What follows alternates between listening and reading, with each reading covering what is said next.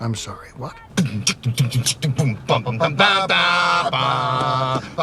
Yes. When we think about movies and Albert Brooks, what immediately comes to our mind Time for school, time for school! is his work as an actor.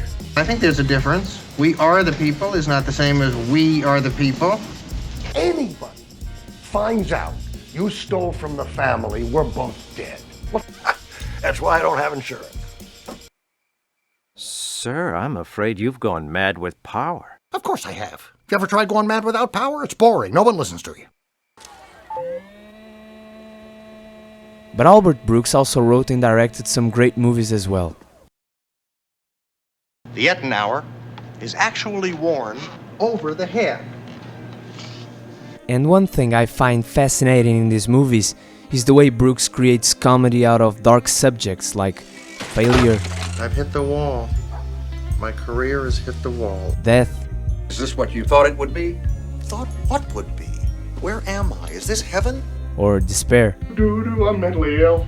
I'm going nuts. It's the same situation. This costs you nothing. To give us our money back is nothing. You would be the one who would benefit. We're finished talking.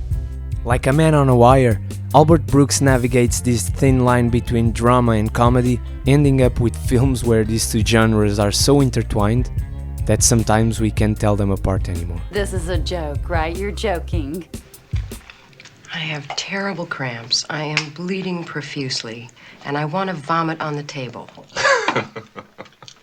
For example, I use 48% of my brain. Do you know how much you use? 47? 3. I'm sorry? What's so funny? And perhaps Modern Romance is the perfect example of this balance between drama and comedy. A movie that at first glance seems just like another romantic comedy, that in reality is instead a very accurate portrait of a man. I don't feel real good lately, and I'm trying to figure out what it is, and I think it's probably A us. very immature and jealous man. I knew it. I hate the word paranoid, but it applies here. You're seeing somebody, aren't you? And unlike other films about jealousy, Albert Brooks addresses this rather sensitive and serious subject with a subtle touch of humor. Mary. And I think the film manages to get away with this comedic touch, not because the character is goofy or sympathetic, but because of the way the film was crafted. I don't think. If I had to describe this movie in one word, I would use the word unsureness. Let me explain. We have a jealous man. Where are you going? I'm going to work. No, honey, you can't go to work dressed like that. And of course this jealousy comes from his insecurities. He's never sure of himself. I don't know. I'll tell you something. I don't know what happened. I don't know what's the matter. I don't either. I don't know, Mary. I don't know what to say. And as you know, comedy comes from the unexpected. And his amount of unsureness is so unexpected that we can't help but laugh. Stop. Come on. It's a phone bill. Now, where's the phone bill again? Let me see it. What am I doing? It's none of my business. Oh, stop. The character is so unsure, it ends up being funny. Hello? Yeah. Who's this? So we end up having these several moments of unsureness carefully placed throughout the movie. It's no time for music. Almost like little episodes within the movie, each with its own arc.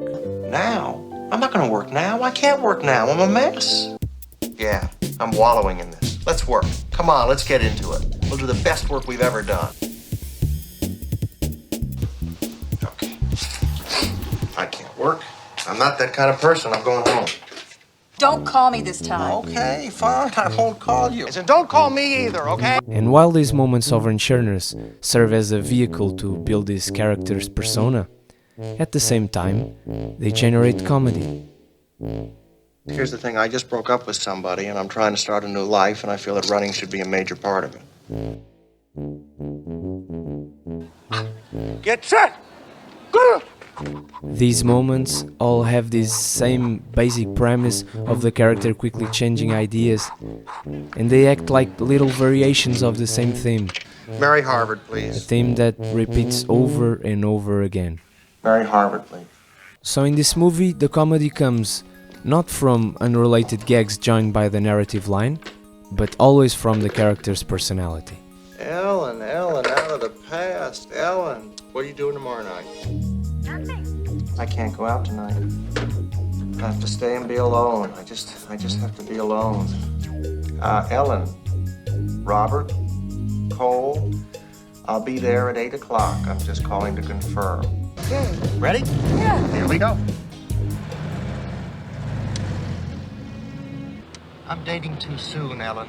What? Listen, I'm sorry, but I have to go do something.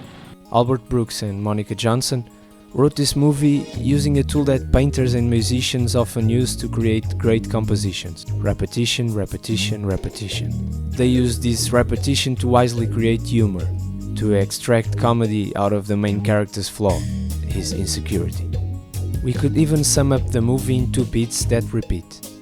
Apart, Very sweet, thanks. together, Okay, really. apart, Come on, come back here. together again. I think Modern Romance is a very original movie, a precise description of the ridiculousness of being jealous and the consequences of it. Robert. Yes.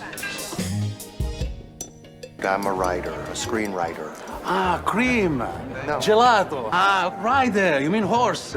Confusion is the name of my horse. Ah, Chinese. Say right on the cream, you mean in the birthday cake? Yes, You that's write it. No, that's good. That's what I do. I'm a birthday cake writer. Ah. Yes, I write happy and my partner writes birthday.